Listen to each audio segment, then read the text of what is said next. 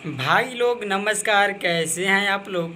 तो दोस्तों, कल रितेश पांडे जी का एक बहुत ही बवाल वीडियो बोलबम वीडियो सॉन्ग रिलीज होने वाला है। जी हाँ दोस्तों, जिस गाने का बवाल टाइटल है दिल जय शिव शंकर बोले। जी हाँ दोस्तों, तो हम आपको बता दें कि इस गाने का राइटर हैं अरविंद निषाद जी, और इस गाने का म्यूजिक दिए हैं आशीष वर्मा जी।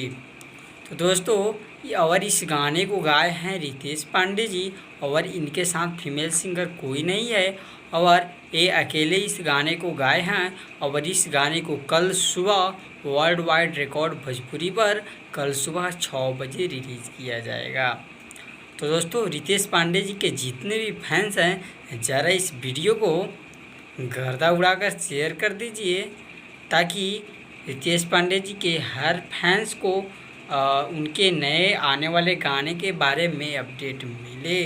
और ये गाना काफ़ी बवाल होने वाला है, इसलिए आप लोग इस गाने को कल सुबह वर्ल्ड वाइड रिकॉर्ड भोजपुरी पर 6 बजे देखना ना भूलें। तब तक के लिए धन्यवाद।